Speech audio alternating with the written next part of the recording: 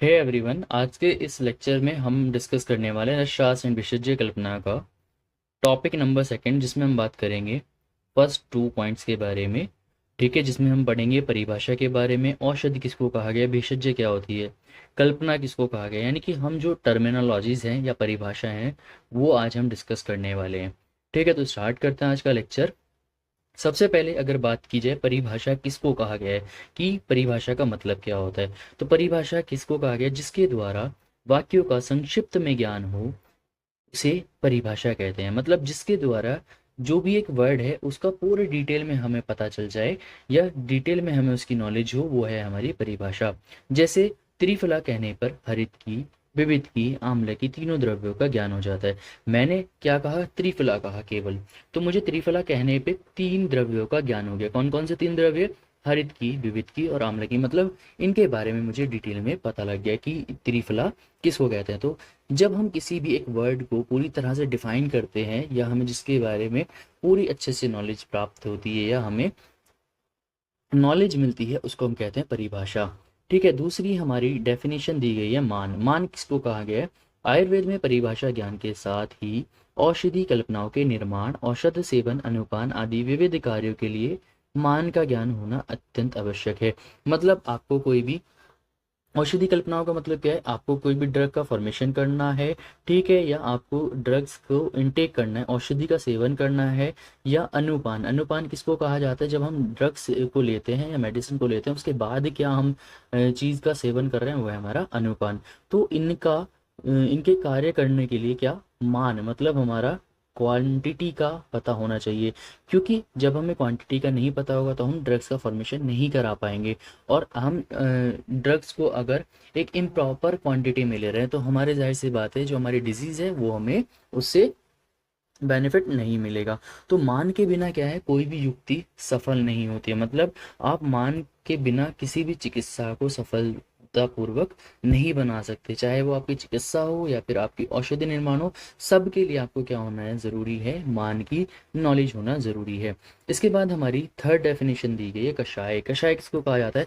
कषाय शब्द की निरुक्ति कश हिंसायाम धातु से कष्टते कंठम द्वारा कषाय शब्द बनता है। ठीक है, जो कषाय शब्द की निरुक्ति हुई है वो किससे हुई है? कश हिंसायाम धातु से। ठीक है, कश हिंसायाम मतलब क्या होता है? हिंसा। हिंसा का मतलब क्या होता है? हिंसा वही तो होती है जिसमें क्या होता है, एक प्रॉपर जो स्ट्रक्चर था वो चेंज हो जाए। ठीक है, मतलब क्या है, जब आप द्रव्य का जो द्रव्य की मूल स्वरूप था उसको क्या कर दें, चेंज कर दें। जैसे मेरे पास था आमलकी, ठीक है, ठीक है, मेरे पास क्या था? आमलकी। तो मैंने इस आमलकी को क्या किया, ये कैसा था? सॉलिड फॉर्म में था। इस आमलकी को मैंने क्या किया, इसका जूस निकाल दिया, मतलब इसकी जो फॉर्म थी उसको चेंज कर दिया। या फिर मैंने इसका कल्क बना लिया, कल्क मतलब चटनी। ठीक है, चटनी टाइप में इसको कन्वर्ट कर लिया। मैंने क्या किया, जो इसकी ओरिजिनल फॉर्म थी इसको चेंज कर दिया, तो इसको कहा जाता है कषाय। और कषाय को क्या कहा गया? कंठस्ते कंठम, मतलब जो गले में जाके लगता है या हमारे गले के लिए जो अहितकर है वो है हमारा कषाय। ठीक है, इसके बाद हम बात करते हैं नई डेफिनेशन के बारे में, कषाय की परिभाषा। ठीक है, ये तो कषाय की निरुक्ति हो गई हमारी। अब कषाय की परिभाषा क्या है? कंठस्य कर्षणात् प्राय रोगणाम वा अपि कर्षणात् कषाय शब्द प्रधान्या सर्वयोगेषु कल्पते। मतलब जो सेवन करते समय कंठ में लगने के कारण या गले के लिए जो अहितकर होने के कारण, ठीक है, तथा रोगों का कर्षण करने के कारण संपूर्ण कल्पनाओं में कषाय शब्द का उपयोग होता है। मतलब क्या है, देखो यहाँ पे क्या कहा गया है कि जो हमारे गले में जाकर लगता है या हमारे गले के लिए क्या सा होता है, अहितकर होता है, और साथ साथ क्या करता है, रोगों का नाश करता है, मतलब जो डिजीज है उसको खत्म करता है। यही तो मेडिसिन मेडिसिन की प्रॉपर्टीज क्या होती हैं? जब हम मेडिसिन लेते हैं तो हमें गले में अजीब सा होता है ना, कड़वाहट, बिटर टेस्ट होता है। ठीक है, तो गले में लगता है, ठीक है, अहितकर होता है गले के लिए, लेकिन क्या करता है, जो हमारे रोग हैं उनसे उनको नाश कर देता है। तो उनके लिए क्या है, जितनी भी सारी फॉर्मुलेशंस हैं उनमें सब में क्या यूज़ किया गया है? कषाय यूज़ किया गया है। जैसे सौरस में, कल्क में, क्वाथ में, हीम में, फांट में, ये सब क्या होते हैं, ये आने वाले डेफिनेशंस में हम पढ़ेंगे। इसके बाद है कषाय की योनियाँ। कषाय की 5 योनियाँ बताई गई हैं। योनि मीन्स जो हमारे कषाय हैं उनका ओरिजिन कहाँ से हुआ है। ठीक है, मतलब जो हमारी मेडिसिन हैं उनका ओरिजिन किससे हुआ है। तो यहाँ पे 5 योनियाँ कौन कौन सी बताई गई हैं? मधुर कषाय, अम्ल कषाय, कटु कषाय, तिक्त कषाय और कषाय कषाय। और जो हमारा देखिए यहाँ पे कौन सा था, लवण कषाय, उसकी कोई भी योनि मतलब उसका कोई भी ओरिजिन नहीं होता है। क्यों? क्योंकि आप लवण को से कोई भी जूस एक्सट्रैक्ट नहीं कर सकते। मधुर कषाय है तो आप उसका जूस एक्सट्रैक्ट कर सकते हो, अम्ल का जूस एक्सट्रैक्ट कर सकते हो, कटु द्रव्य का जूस एक्सट्रैक्ट कर सकते हो, लेकिन लवण द्रव्यों का जूस एक्सट्रैक्ट नहीं होता। इसीलिए जो हमारे लवण है उसकी कोई भी कषाय नहीं है। ठीक है, तो लवण की कोई भी कल्पना नहीं है, क्योंकि लवण में ना तो स्वरस निकाला जा सकता है, और अगर किसी को जो आप सूखा लवण है उसको अगर जल में भी मिलाओगे तो क्या हो जाएगा, जल में घुल जाता है, उसका पेस्ट नहीं बनता। इसीलिए क्या है, लवण की कोई भी कल्पना नहीं मानी गई है। इसके बाद एक डेफिनेशन है संस्कार। आपने फर्स्ट प्रॉफ में ही पढ़ लिया होगा, ये संस्कार किसे कहा जाता है। संस्कार का मतलब होता है गुण अंतर्धान। मतलब क्या करते हैं, जिसके द्वारा द्रव्यों में गुण अंतर्धान अथवा अन्य गुणों की उत्पत्ति होती है। मतलब जिस प्रोसेस के थ्रू क्या करते हो आप, द्रव्यों में किसी नए गुण की उत्पत्ति कराते हो या उसके गुण की वृद्धि कराते हो, उसको हम क्या कहते हैं, संस्कार कहते हैं। ठीक है, तो ये था संस्कार के बारे में। तो औषधि किसे कहते हैं, अब बात आती है औषधि और भेषज किसे कहते हैं।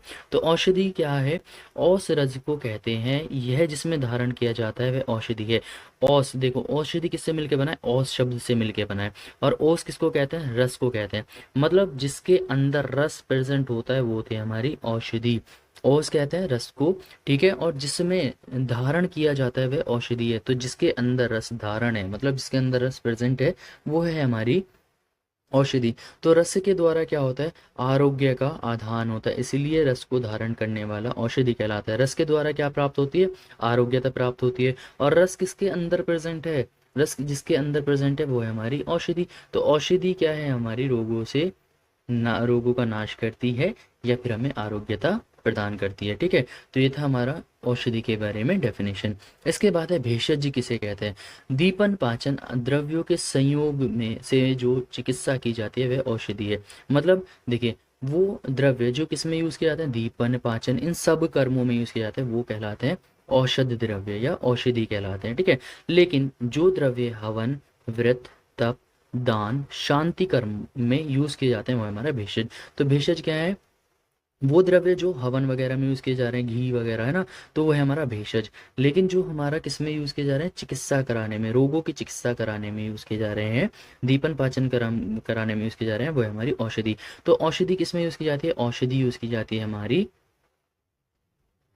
शारीरिक चिकित्सा। ठीक है, तो औषधि के द्वारा क्या करते हैं हम, शारीरिक चिकित्सा में यूज करते हैं औषधि का। और जो हमारे भेषज है, ठीक है, उसका कहाँ पे यूज करते हैं, मानसिक चिकित्साओं में यूज किया जाता है। ठीक है, तो ये मानसिक चिकित्सा में। तो जो द्रव्य मानसिक चिकित्सा में यूज किए जाते हैं वो है भेषज। जो द्रव्य किस में यूज किए जाते हैं, शारीरिक चिकित्सा में यूज किए जाते हैं, या हमारे शारीरिक दोषों में या शारीरिक व्याधियों में यूज किए जाते हैं, वो है हमारी औषध। तो आज के इस लेक्चर में हमने भेषज, औषध, संस्कार, पंच कषाय योनिया, कषाय की परिभाषा, परिभाषा मान, कषाय, इन सब के बारे में पढ़ा है। नेक्स्ट वीडियो में हम डिस्कस करेंगे point number 3 and point number 4। मिलते हैं नेक्स्ट लेक्चर में। Thank you.